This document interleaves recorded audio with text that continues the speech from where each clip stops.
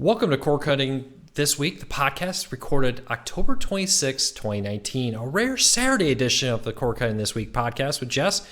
If you were lucky enough to be in our now, I guess we're going to call it a hidden bonus episode last Thursday, you probably heard a bunch of hammers happening in Jess's office because of some unexpected construction happening on the outside of our building. So we delayed the podcast till that was done. And now we're back on Saturday. So, Jess, happy Saturday. You got football and TV in the background or anything? Happy weekend. No, it is very happily quiet in here today. Yeah, it's a beautiful Saturday down in Texas. That cold front came through. Sorry for everybody in the Midwest that's just absolutely getting pounded right now with heavy rains and wind and cold weather. We're at like 71 and sunny and a nice breeze. So it's a beautiful day here. Perfect time to be talking about some core cutting. So should we get into the stories of what's happening from the past week, Jess? Yeah, let's jump in. There's a lot to talk about. Any big stories that were excited about from the past week? Yeah, actually. So last week, I got to talk to one of the co-founders for Wander, which is a new ISP service. So they're launching in Los Angeles. And it's just such a cool company. And I know it's hard to talk about whenever not everybody in the country has access to this right now. But this is a company that is really focused on customer support and transparency. So their internet is only $25 a month. There are no hidden fees. They're not trying to charge you for all of the extras and things. And they're really focused on cord cutting. So it was just a really good conversation with them. I had a lot of fun putting a post together after that interview. And it's just a great company, and it's so fun to see companies moving in that direction. Yeah, it's great to see more and more competition. It really wasn't that long ago where your only viable internet options were cable and DSL, and that was it. And then fiber started rolling out, now fixed wireless services like them, and now we're seeing, internet from space from SpaceX and Amazon in the works and others working on this, and I'm really excited. Competition, if you know anything about me, I'm a huge fan of competition because I really do believe it helps core cutting and services grow. So I'm very excited about this possibility. I'm excited about the future of internet. So we'll keep a close eye on them, and hopefully they are able to roll it out in the weeks and months to come. Yeah, absolutely. Well, let's keep talking about core cutting, and let's talk about the days of cheap cable TV packages are coming to an end. Now, this week we've had a lot of earnings reports. We'll talk a little bit about those in a minute. But one of the interesting things that happened during Comcast's third quarter earnings call was they talked about their subscriber loss. They lost 224 thousand. And during the call, Comcast executives basically said, we're not worried about losing subscribers. These are people who we don't think were profitable. And we're excited to keep people on more higher end, more expensive packages, to paraphrase what they said. And basically, from the way he talked, the days of, hey, we're going to give you a super cheap TV package because we're going to have you bundle internet and phone and now security and wireless phone services and more, and that's where we're going to make the money. It really started to seem like those days are long gone. The idea that I'm going to save a bunch of money on TV because I'm also giving them my other businesses. These companies don't want it. AT&T also has been talking heavily about the idea that, hey, we don't really want to give loss leader TV anymore. Now, this doesn't mean that there won't be any TV packages or marketing with discounts or anything, but this idea of dirt cheap TV packages from cable, we've probably all seen those, right? Oh, I can get 600 channels for $32 a month or something. Those days seem to be in our past, and I don't know. It's definitely a change. I wonder how successful that will be going forward, Jess. I've said this so many times before, but I have such a problem with companies like Comcast coming out and saying, we're losing subscribers and we just don't care. This group of people is not important to us. We don't care about these low-paying customers. We're only concerned about the higher paying packages and the higher paying customers. It just drives me crazy. And I feel like fine if they lose some subscribers, but they're going to end up losing a big chunk of their customer base if they are just coming out and saying, we don't care about this. Yeah, what I find interesting about it is it's kind of like a restaurant, right? You go into this really fancy restaurant and it's like, oh man, there's like two people over here in this massive restaurant. You talk to the manager, like, where is everybody? It's Friday night. It's 7:30 at night. Feels like there should be some people here eating. He's like, oh, you know what? That's okay. We charge $1,000 a plate. So as long as two people come in, we're good. And where cable is kind of getting the same point. Hey, we're charging 100 some bucks for our TV package. If all those people go to cheaper streaming options, that doesn't hurt us because we can make the same amount of money off of fewer customers. But Right. for how long? Yeah, and what happens whenever those few customers decide to go somewhere else? Then you're left with nothing to build on. Especially as internet services, like we talked a little bit ago, come out. How long can Comcast rely on the idea that we're just going to go get more internet customers? I just don't think that's going to really be a long-term viable business move for them. Yeah, I completely agree. So let's keep moving along to the next story up because it's kind of in the same realm. On Monday, we're recording this again on October 26, 2019 on a Saturday. So on Monday, AT&T is going to be releasing their earnings numbers, including their TV subscribers. But they did kind of try to soften the blow here. They recently sent a letter to investors. And Jess, can you tell us what's happening with that? Yeah, so this is another company, excuse me, that's losing some subscribers and again is just kind of saying that they don't really care about that number loss. So AT&T has reportedly lost over 1 million subscribers in just the last 3 months. Now, this number covers all of the TV services, so DirecTV, AT&T TV Now, and Uverse are all included. And this is also coming right after the second quarter loss of 778,000 TV subscribers. So the number is just going up and up and up. So in September, AT&T actually let shareholders know that this was going to happen. This was going to be a problem for them. They also warned them in that letter that these losses would likely continue for some time. And AT&T truly is not doing a whole lot to prevent this subscriber loss. They recently raised the price of AT&T TV Now, which we'll talk about a little bit more later, and that increase is going up on November 19th. And we aren't sure exactly what the numbers are going to look like just yet, but like you just said, Luke, we're going to find out more during that quarter 3 earnings call. If this turns out to be true, if there's always an argument here that AT&T is throwing smoke, like, hey, we're going to lose over 1 million, so when we report 999,000 subscribers lost, everybody's like, wow, they did better than expected. I love the stock markets because we think that the company is going to grow by 20% this quarter. And then they report a 19.9% growth. And oh man, end of the world, everything's awful, the stock plummets. And I'm sitting here scratching my head, I'm like, they grew 19 some percent. There's businesses that would absolutely kill for that. But to the stock market, it's falling apart. So I wonder if maybe AT&T is playing that kind of game. Like, hey, if we throw up all kinds of danger signals, when the actual numbers come out, maybe it won't impact us as much. But if it does hit 1 million subscribers, that could mean we would have a 2 million total subscriber loss in the second and third quarter of 2019, which would be a largest single quarter to record loss of cable TV subscribers.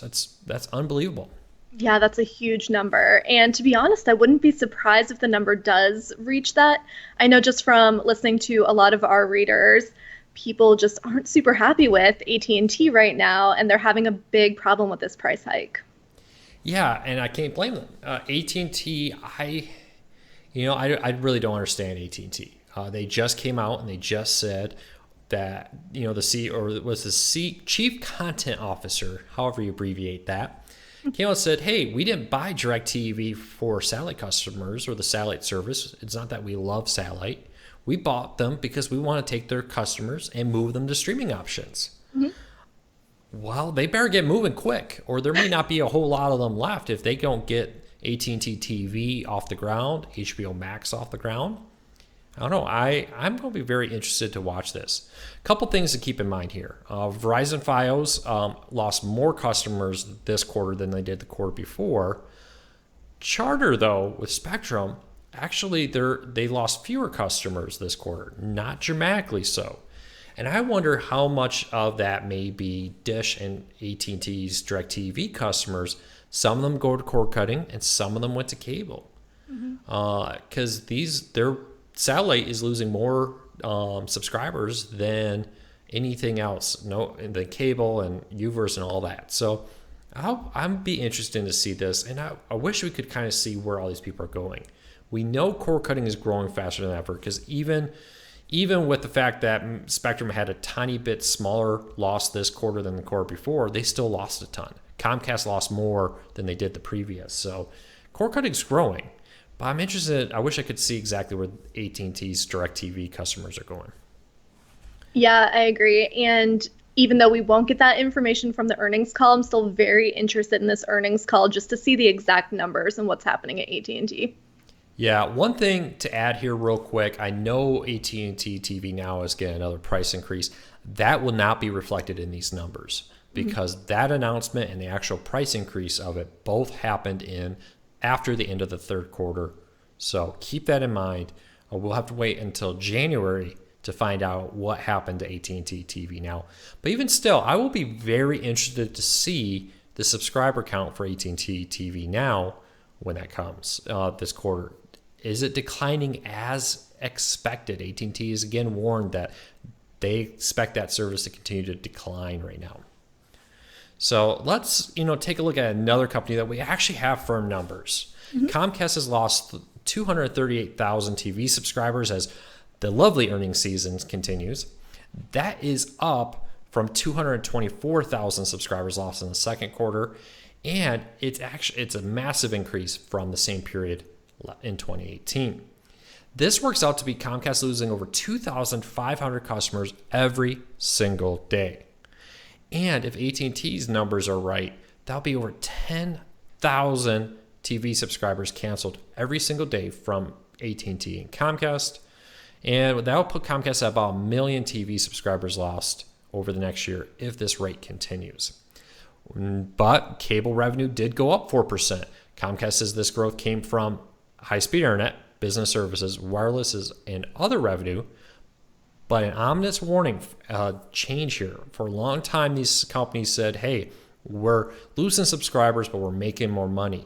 Comcast this quarter reported that they did see advertising, video, and voice revenue, so phone services, fall in the third quarter of 2019 compared to the same quarter last year.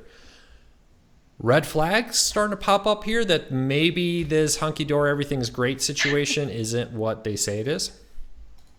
Yeah, I think it's getting harder and harder to sound optimistic whenever they're discussing these numbers. And to be honest, I'm not surprised to see these numbers falling just because it seems like, especially in quarter three, it's just been subscriber losses across the board for cable companies. Yeah, very interesting change on their behalf. I'm going to keep a close eye on this because Comcast has definitely been the one to just kind of put a strong face on this. They haven't rushed into streaming. Yes, they do have streaming packages, but not in the same way that Dish and AT&T and even Spectrum has. So we'll keep a close eye on this. Again, I don't know how long they're going to rely on growth in internet customers. All right, let's move away from earnings season because it's that lovely earnings season. We have a couple more weeks in front of it. We'll find out again AT&T's numbers, Dish's numbers, Roku, and a whole bunch of other companies still to report. But let's get out financial. Let's talk about something fun here. Apple TV app coming to the Fire TV and Roku. Just what's happening here? Yeah, I'm really excited to have some happier news to share instead of just financial news and numbers dropping. So yes, Apple TV is now available on the Fire TV. So this is the app that came out for Apple TVs back in June. And users can use this Apple TV app to subscribe to other streaming services. There's also a kids section that has content from a variety of places. And I think that's one of the more underrated features of this Apple TV app. The kids section is really great. So the Apple TV app also went live on Roku about a week ago. And I think that this also means, correct me if I'm wrong, but whenever Apple TV Plus comes out, does this now mean that Roku and Fire TV users will have access to Apple TV Plus? Correct. The Apple TV app will offer Apple TV Plus on Roku and Fire TV, not the Apple TV. So slightly name confusing, just a tiny bit. But yes, it will do that. Yeah, so this is huge news for Fire TV and Roku users. This is really cool because there's been in the past a lot of talk about whether Roku is better, Fire TV, Apple TV, and it really came down to which apps were available on which devices. And now it's kind of across the board. Things are just sort of universally available, and it's making it much, much easier for cord cutters to get the content that they want. Yeah, what I found a little interesting here is on Roku with the Apple TV app, you can buy and rent movies right through the Roku one. Roku's kind of like, whatever, you're good. You could buy these same stuff through our service. You can subscribe to many of these same services that Apple TV offer through our Roku channel. Or, if you want to do it through Apple, we don't care. Amazon, kind of in a flip here, if you want to buy a movie through the Amazon Prime Video app on the Apple TV, or maybe buy a book through the Kindle app on your iPad, you actually have to go to Amazon.com to do that and then view it on your Apple product. Now with the Apple TV app coming to Amazon, they flipped it. So you can't actually buy movies or TV shows or subscribe to them through the Fire TV. You have to go do it through iTunes or through your appropriate app now on their phones and tablets instead of doing it through the Fire TV. So it's kind of interesting that, Amazon doesn't want to pay Apple a cut of what they do. Apple doesn't want to pay Amazon a cut of what they do through their app. And Roku's like, hey, over here, you can do all that. We don't care. Vudu, Amazon, Google Play, Fandango, the Roku channel. Just please use our app. We don't care, our service. So I think that's kind of interesting. And when I tested both of them, I thought they were almost identical. I didn't really see many differences. And I thought the user experience on both the Roku and the Fire TV version were excellent, excellent versions of the Apple TV app. So I wonder if this will drive people to pick Roku, Fire TV, or Apple TV, or if we're once again at the point where it just doesn't matter. Get whatever device you like, and you can watch whatever you want to watch. Yeah, I think you made a great point. Something that Apple really excels at, I think we all know this by now, they just design things very well. And so you can't really go wrong with using the Apple TV app on any device because it's always going to be designed well. It's always going to be pretty user-friendly and easy to use. But I also think you're right in saying this kind of opens up the playing field a little bit more. And I think that it will lead more people to choose a Roku or a Fire TV over the much more expensive Apple TV. My question for you is, do you think that Apple's going to come out with a new Apple TV device anytime soon? Well, we heard a lot of rumors that there was a cheaper version of the Apple TV coming out. They still could. I don't see why they couldn't do it this year, but it's increasingly looking less likely. If Apple's going to do it, they're probably going to do it in the next 2 to 3 weeks to try to cash in on the Christmas buying season. Sure. Because the Apple TV device, the current Apple TV 4K is 2 years old now? So it's the oldest streaming player on the market, I believe. And it's still very powerful. It's still very nice. But when you got equally nice, equally powerful devices, far cheaper, the Fire TV Cube, very powerful processor, very nice performance. The Roku Ultra, the 2019 model, noticeably improvement in performance. But the Roku Ultra is $100, and the Fire TV Cube is $120 compared to over $150 for the Apple TV. So I think they would benefit greatly from doing this. The question is, now that they've come to Roku and the Fire TV, why offer a cheaper version? What benefit to Apple would there be to an Apple dongle that was kind of rumored that would be a lot cheaper? So we'll wait and see. Yeah, definitely. I'm excited to see what happens. I think this holiday season is going to be a lot of fun for people who are looking for new devices and things. Yeah, and then we also got, let's throw this out there, the unreleased but available almost everywhere right now, NVIDIA Shield. I mean, they've been in Best Buys for sale, popping up for sale on the web. We'll probably see those new NVIDIA Shields. The specs on those are pretty impressive. Again, another very powerful option on the market that Apple may no longer be able to say, hey, we have the fastest streaming player, we have the best picture and all that. Now, they could continue to rely on the fact that we're Apple, we have the user interface, we have the Apple ecosystem there. But I almost wonder if Apple is abandoning the living room market a little bit with their partnerships with Roku and the Fire TV. Yeah, I'm very interested to see. Part of me would not be at all surprised to see them whenever Apple TV Plus comes out to just say, oh, by the way, we made a new device. If you want that too, here it is. But also, part of me completely agrees with you that maybe they will just let people choose Roku or Fire TV. Well, we'll keep a close eye on it. We're a little over a week away from Apple TV Plus launching. We will, of course, have full coverage over at corecarsnews.com for that. And, of course, right here at the podcast. But let's jump into a different news streaming service. We're learning a little bit more about NBC's new service that will launch in April of next year. And according to NBC, it will be, quote, heavily ad supported. So NBC had, during their Comcast earnings call, who owns NBC and NBC Universal, talked a little bit about Peacock, which is their new streaming service that will include original content like a reboot of Battlestar Galactica, Saved by the Bell, and more, and a bunch of other originals. Classic NBC Universal programming will be available through it, like The Office is coming, Parks and Recreation, and more. But we don't really know pricing. We don't really know a lot of details. And Comcast even said, hey, we're going to kind of keep this close to the chest. We don't want to be a Netflix competitor, which kind of makes me think they want to be more like a Hulu competitor, but we'll talk about that in a second. But they said, we are going to have an affordable tier with ads, which sounds like Hulu, right? You know, you got $5.99 with ads, you got whatever it is commercial free. Complete freak out. Will there even be an option to get commercial free, or is there going to be like a limited version with ads, a version with slightly fewer ads? I don't know. Jess, what do you think? Yeah, interesting question because I was just writing a little bit about HBO Max and what they're doing and looking a little more at Apple TV Plus and stuff. So it's been very interesting to see the way that all of these different streaming services are pricing and making different tiers and things, just trying to make their option more attractive than everyone else's.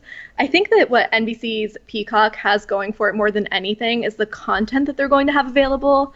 I think that pulling The Office and Parks and Rec to huge shows will be a really big selling point for them. They are coming out with some cool original content that I think will help set them apart. I made a note here that Dr. Death is the one that I'm excited about. It's a true crime series, and it just looks really interesting. So I think they do have some things going for them, but as soon as you say heavily ad-supported, that phrase just turns so many people off, and I'm not sure how that's going to affect their subscribers in the beginning. Yeah, I think we're going to have to wait. I don't want to judge against this. I do think NBC's Peacock service may be the one, along with the Apple TV Plus, that could struggle.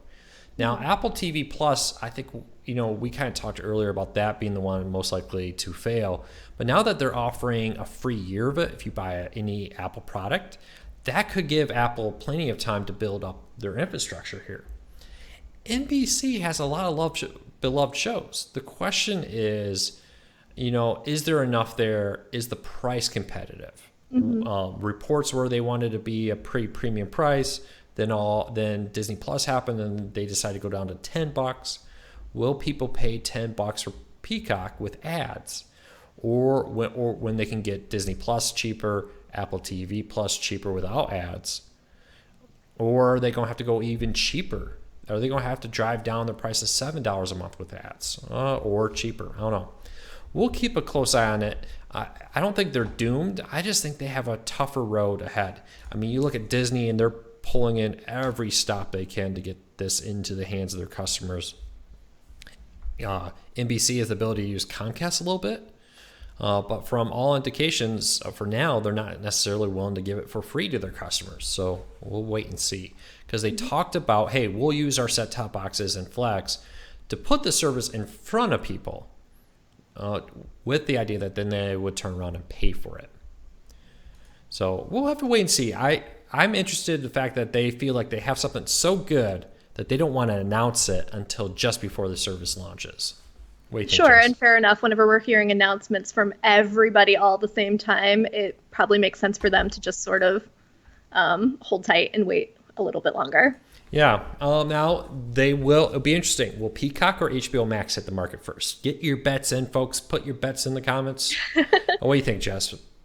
I don't HBO know, and I Max here? kind of think that maybe they're waiting for each other. Maybe they're holding out. Each one is waiting for the other to announce their launch date. HBO Max has just been a little bit shifty about their timing so far. We've heard some different theories about when it's going to come out. So, yeah, I'm very interested to see. I have a feeling that NBC will come out first and they won't have a lot of fanfare around their launch. I think they'll just kind of get it out there quickly and not really make a big deal out of it. We'll see. Right now, they're both targeted at April 2020. That's all subject to change. We will know more about HBO Max on Tuesday when they have their big event on Tuesday. So we'll be covering that. We're at corecarsnews.com, and we'll, of course, have full coverage on next week's podcast right here. But if Peacock wants to be first, they're going to get a shot at that because I have a feeling we're going to get a launch date on Tuesday for HBO Max. And that will allow Peacock to come and say, hey, we're going to release a week or two early, or we're going to wait a week or two after. So we'll wait and see. Yeah. All right, so we kind of talked about this a little bit earlier, but AT&T seems like they're killing AT&T TV Now by a price hike, and this time the biggest price hike I've ever seen on a streaming service. Jess, what is happening here? Yeah, this is huge. And we've seen other streaming services raise their price by a few dollars, sometimes $5 a month. And there's always a lot of pushback from customers about these prices. But this time, AT&T TV Now is really outdoing everybody else. They will be raising their prices in November, on November 19th. And this will be for both the Plus and the Max plans. They're both going up $15 a month. That will bring Plus to $65 a month, Max to $85 a month. But maybe even worse, according to our readers who have been subscribed, the grandfathered plans will also be going up by $10 a month. So after we posted this news at cordcuttersnews.com, AT&T did confirm that the price increase will happen on November 19th. Yeah, I think the most important thing to remember is if your bill, for example, is November 1st, you're not going to get notified about this price hike until after that bill.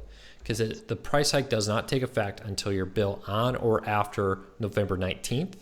So if your renewal date for AT&T TV Now is the 18th of November, you just won a lottery because you're going to get a whole another month of discounted service compared to everybody else paying $65 a month.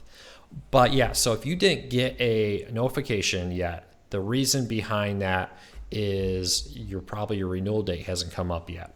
And I do think AT&T made a major mistake here in not just putting a press release out. Instead of mass emailed everybody whose bill was like from the 19th through like the 25th.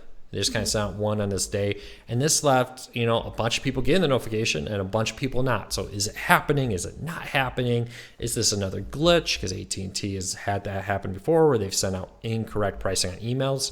And they did it again. And we'll talk about that in a minute. But there are, I think AT&T is kind of hurting themselves here because they're going out there and they are effectively confusing their customers. People looked at their bills. Some people saw price hikes. Some people mistakenly saw price cuts. Some people saw their bills go up more than they should have gone up. They saw a bill that was supposed to be a $10 price hike, and then when it showed up, it was a $20-some price hike. And it was like, really, AT&T, we can't get communication on this clearly out the door. And even the PR, they sent us at first, they confirmed November 20th as the price hike day. And then they emailed like an hour later and said, never mind, actually, it is November 19th. So I just feel like AT&T is a mess here. And it feels like they're just want to making this so expensive, so uncomfortable for its customers that you cancel and go somewhere else. I don't know, Jess, are you getting that feeling that they're just kind of... Oh, all right. Sorry, your microphone cut out for just a second. Okay, we're back. All right. So do you think AT&T, Jess, is trying to cancel AT&T TV Now by making it so expensive and so uncomfortable for people that they just go somewhere else? I do think that they're really pricing themselves out of the competition. And I thought about this whenever we were getting all these different emails and all this conflicting information. I was really trying to decide what's the game plan here? What is their strategy? What are they trying to do? Are they kind of taking the Comcast route of saying we will charge a premium price and we only care about the people who are willing to pay it? Or are they just thinking, well, we might as well charge all of this and just kind of let the streaming service die? It's crazy to me, and I'm not sure how AT&T TV Now can survive with prices this high. Yeah, they were very clear over the summer. The president that was at the time in charge of what was DirecTV, and they later renamed to AT&T TV Now, said, hey, that's not our main focus anymore. And in the next earnings call, the senior executives at AT&T said, hey, AT&T TV, which is a different streaming service from AT&T TV Now, AT&T TV is a DirecTV version streaming with contracts, with hidden fees, with device requirements. AT&T TV Now is basically a prepaid cell phone plan, pay by the month, no contracts and more. And they kind of said, hey, AT&T TV, that's the future of the company and will be the future of the company for some time. So I got a feeling that they'll be happy. And then to let AT&T TV Now die. They even hinted that, hey, HBO Max will have live TV, not added at the launch. The Chief Content Officer, just easier to say for some reason, said that, hey, we're going to bring live TV to HBO Max. Now, it won't happen at launch. He said it'll probably be 2021 before that happens. But yeah, we'll be bringing live TV. So why have live TV in HBO Max? Why have AT&T streaming? Why have DirecTV and AT&T Watch TV and AT&T TV Now? Why have all these different versions? Something's got to give here, and it's starting to look like that will be the Now service shutting down. Mm-hmm. Yeah, and I think that makes sense. You don't need 20 different things all kind of providing the same service. For me, and I understand that they're running a huge, huge business and that it's easier said than done, but I wish that they would have really just come up with a better strategy in the beginning, communicated everything very clearly, and then moved forward instead of taking their customers through this roller coaster of price hikes and name changes and rebranding and all of this other stuff. I mean, yeah. I mean, how many times have we heard stuff? DVR add-ons coming to DirecTV Now. Never happened. This has happened with DirecTV Now. Never happened. Hey, we're going to rename DirecTV Now. Okay. No longer our main focus. Okay. And then we're going to merge it into HBO Max. Okay. And now, second major price hike. Mm-hmm. You're paying as much as $20 more now than you were at the start of the year with AT&T TV Now. AT&T TV Now is now the most expensive live TV service by a substantial amount. So it'll be interesting to watch what happens. Yeah, I was just looking at the comments since we are live on YouTube right now, and somebody just commented they are very interested to see what cord cutting the whole landscape looks like in 5 to 10 years. And I completely agree. I'm interested to see which services survive and how things change between now and then. I don't think we know. We can't wrap this up, but just to be honest with you, I don't think we know what TV is going to look like in 5 years. 5 years ago, when Cord Cutters News was in its infancy, Sling TV didn't exist, PlayStation View didn't exist. Cutting the cord 5 years ago meant missing out on something. Mm-hmm. Now you can effectively cut the cord and not miss out on anything. You can effectively still access all your programming, all your movies, all your television show, for the most part, through a service like PlayStation View, YouTube TV, and more. So we're going to keep a close eye on that. Speaking of PlayStation View, Jess, can I drop a story on you that wasn't on the doc here? Yes, definitely. PlayStation View is up for sale. I want to know your reaction to this. So we started hearing rumors about this last summer because PlayStation View's advertising was shut down. All the TV ads stopped. All the banner ads on the website went away. They shut down their affiliate program. They really pulled back on everything with it.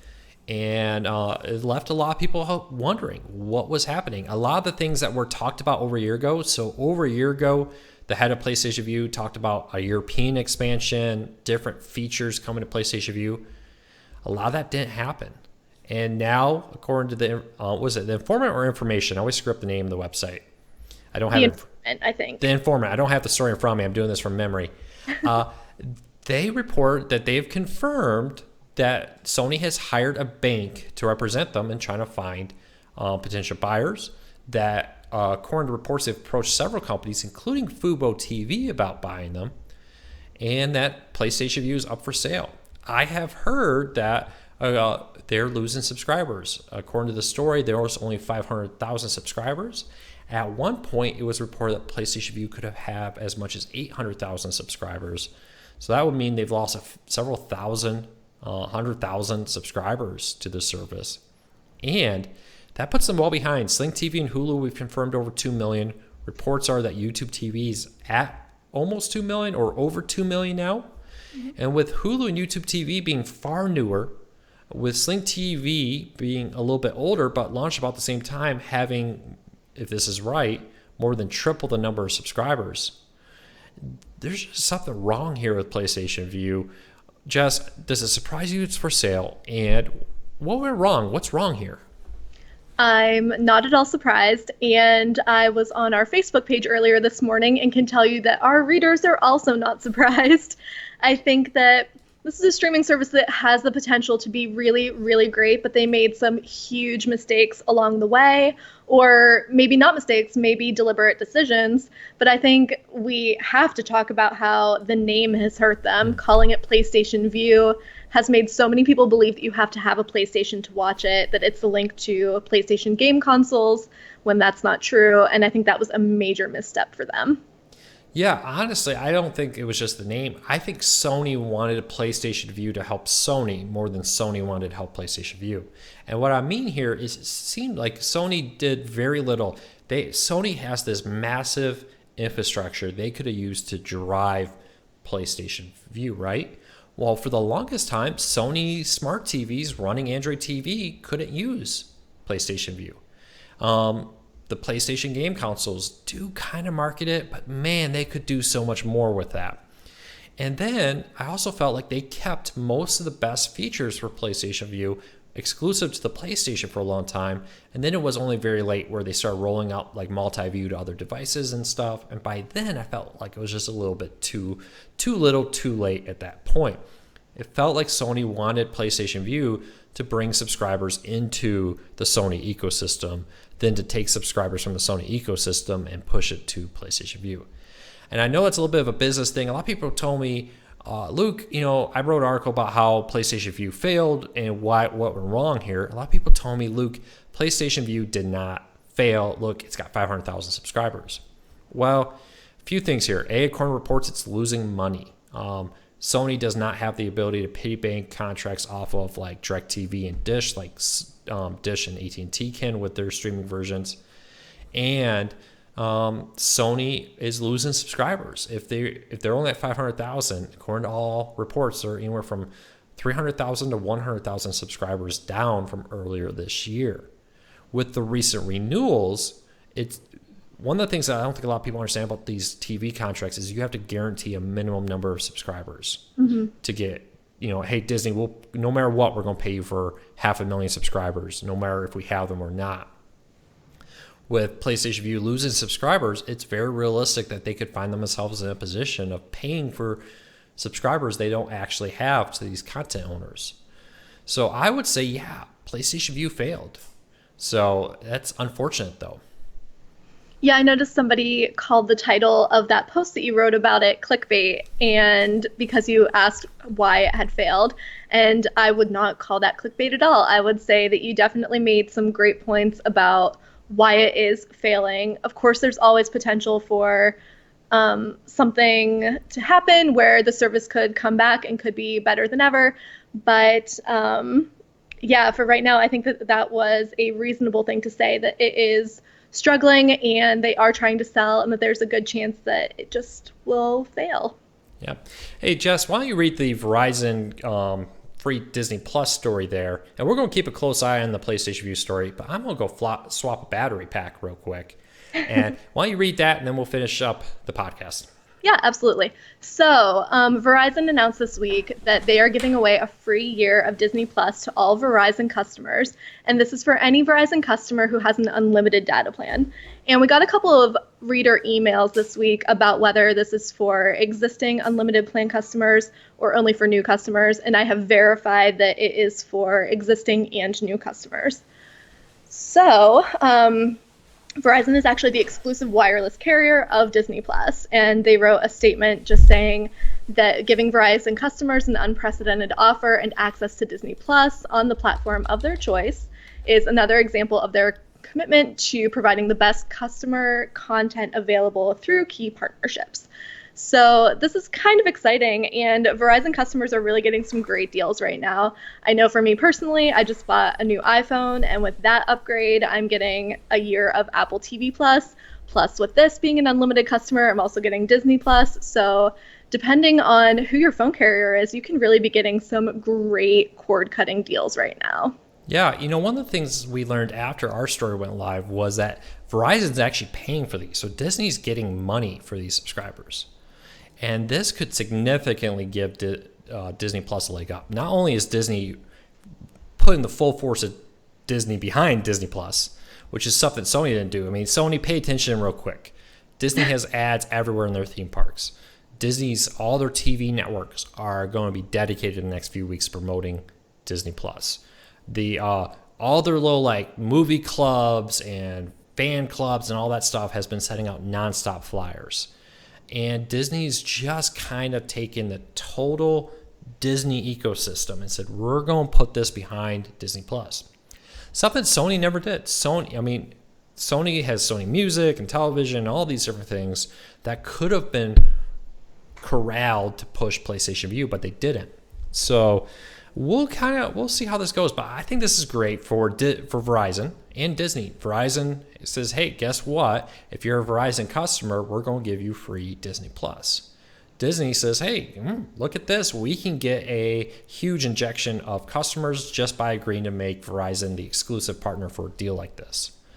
The one thing I will keep a close eye on it, and one thing I have confirmed, I should say, is you can stack these. I don't know if you said that, Jess, because I had to take my headphone off, but the ability to, if you got that 3-year prepaid deal for the discount, you can add a 4th year now by being a Verizon customer. So I'm fortunate to have 4 years now of Disney Plus prepaid.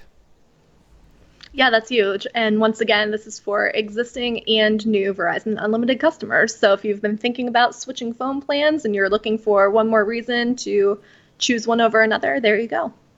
Yeah, very interesting time to be a cord cutter, right? For all the talk that you got to pay for all these services, I'm kind of like, well, if I got T-Mobile, I'm getting free Netflix. If I got Verizon, I'm getting free Disney Plus. If I'm an AT&T customer, I can get free TV through AT&T TV Watch, whatever it's called. And then and Corner reports now, if I have an AT&T product and HBO already, HBO Max will be free according to this senior executive over at AT&T. So there's a lot of free content. You add in Pluto, Stir, Crackle, Zumo, Tubi, the list goes on, IMDb TV, and suddenly you're, more movies, more television than you could ever watch. Yeah, absolutely. There's so many good deals right now. And once again, just go over to cordcuttersnews.com. We love talking about deals over there. So if there's anything free for cord cutters, we will let you know. There you go. And if you find something, go to the Contact Us tab, send us an email, let us know what kind of deal or feature you found. All right, Jess, I think unless you have something you want to add on any story before we go forward, why don't we dive into questions? Do we have? I know we're recording this on Saturday, but I forgot to ask you if you pulled questions. Do we have any today? I sure do. I have 3 really good ones this week, I think. I think you'll like the last one best, so I'll save that for last. I have a feeling these are going to be trick questions because I don't know what they are before I'm being asked. All right, let's jump into it. Question 1 is, this is from a reader with an antenna who was on the cord cutting tech support page this week. She said that with her antenna, she recently lost a few channels, and after a rescan, still didn't have them back. Do you have any thoughts about what potentially happened here and how she might get those channels back? So a couple things to remember. For one, some channels are moving. So if you do lose channels, and you'll probably be getting warnings about this a lot. For weeks ahead of time, you'll be saying, hey, on November 6th, let's just say, you'll need a rescan because we're moving. And that has to do with channels moving their frequencies in order to accommodate the future growth of 5G. Now, you shouldn't lose them because it's not like the tower's moving. It's not like the power coming out is changing. So for the vast majority of people, you shouldn't lose it. There is a slight chance if you were on the very, very edge of the reception, maybe the new frequency doesn't quite penetrate as well through whatever trees or surrounding areas there may be. But one of the actual main reasons I find this happens is actually one of those cables gets loose. If you have a roof-mounted antenna, that cable that comes through all the connectors, when I hear from people that says my antenna isn't working, I'm like, check your cables, make sure it's still tightly screwed into the back of your TV and into the antenna. 9 times out of 10, that's the problem that happens. And then the other question I would have is to go contact your local TV station. There's actually times where TV stations go offline. Lightning strikes can take them out. Actually, a while back, one of my local radio stations was off the air for like a week, and I called them like, hey, I love your station. Did you go out of business? And because there was nothing on their Facebook page, which, hey, businesses, communication. Mm-hmm. But they were like, no, we're actually putting a bunch of cell phone towers up on our tower. And they said, it won't affect the radio station, but we have to turn off the transmitting tower when the people are on there. So during the day, you may not hear it when they're doing that. Then at night, the signal returns. So it could be maybe tower damage too. So check their Facebook page, check their account to see if that's happening. And then check your antenna to make sure that you didn't accidentally have loose ones. And if you're on the edge, I hear the best time to rescan is like around an hour before dark, trying to do a scan at that time to see if it picks it up. All right, good advice. So the next one is actually from a brand new cord cutter who, before cutting the cord, was using a satellite dish. And their question is, they no longer need the satellite dish, but what are they supposed to do with it? Who do you contact, or how do you dispose of an old satellite dish? Well, if it's one of those really big, massive metal ones, call a scrap place. You could probably just sell that for scrap. I'm talking about those big, metal, massive ones that are like, 6 feet wide or something. If it's just a small like dish one, they typically don't want that back. I think a lot of them are plastic now. You may want to find, there may be a local recycling center that takes those kind of stuff. Or honestly, I've heard a lot of people just put them on Craigslist or something, and somebody picks them up, kind of free, you haul away kind of stuff. I've done that before. It's like, hey, I got an old dresser and it's kind of beat up. I don't really think it's worth money, but I don't want to haul it anywhere. So I'll just say free on Craigslist and see who grabs it. So let me know what you have done if you have had to get rid of any antennas like that. Yeah, I did a little bit of digging, but I'd like to look into it a little bit more. I think that some companies do offer a recycling program, and I'm not sure about the logistics of that, if they come and pick it up or if you have to send it somewhere or take it somewhere. But I'll do a little digging and see what else I can find about those recycling programs. Perfect. Yeah. And I think I've kind of heard that, but I think what Dish and DirecTV want to do here, the reason they don't really take those off the home, because they're hoping that if you don't use it again, maybe the next homeowner will, right? If we just leave it there, somebody may say, hey, that's a Dish or a DirecTV antenna. Let's just call them and get the service turned back on. So, all right. What's the last question, Jess? Our last question for today is specifically directed toward you. They want to know if you are excited about another Battlestar Galactica reboot on NBC's Peacock. I am excited. I'm also a little cautious. I love the original. I grew up watching reruns on the Sci-Fi Channel. I remember when we got the first digital cable box, and here's a little time warp. My parents got it as part of this big package deal, and you had to actually have your cable box connected to your phone line. In order to get the digital channels, and they took forever to load. But I remember it was back in the 1990s, early 90s, I want to say. It was Battlestar Galactica all the time on Sci-Fi. I fell in love with it. And then I love the reboot. Highly enjoy the reboot. So I'm a little concerned here whatever it is. Is it a reboot? Is it a continuation of the original? Will it play off the Ron Moore? They've kind of said all three, to be honest with you. So I think we'll have to wait and see. But I'm excited. Of all the stuff coming to Peacock, that's the one thing that may make me subscribe to it. All right. Good answer. All right, Jess, what are you watching? Well, actually, it's a good thing that we recorded this today because I just found my recommendation last night. Oh. I was asking around on our Facebook page about what I should be watching. I just finished a couple of really good shows, was looking for something new, and someone suggested on Netflix the new Paul Rudd series called Living with Yourself. and I love it. I've already watched 2 episodes. It's really good. Highly recommend it. It's pretty funny, good storyline. Well, I got roped into watching something this week, and I actually didn't like it, but my wife enjoyed it. So I'm going to recommend it on her recommendation is Why Women Kill on CBS All Access. Ooh. Have you seen that yet? I've seen ads for it, but I've not watched it yet. It's definitely not what I expected. I want to say it's cheesy. There's a huge cheesy factor to it. And it's like, okay, we're going to completely target the crowd of people who love, Snapped and all those like women killed their husband kind of shows. So yeah, there's Snapped and there's a couple other ones that are like that completely, I can't remember the names, but you probably know what I'm talking about.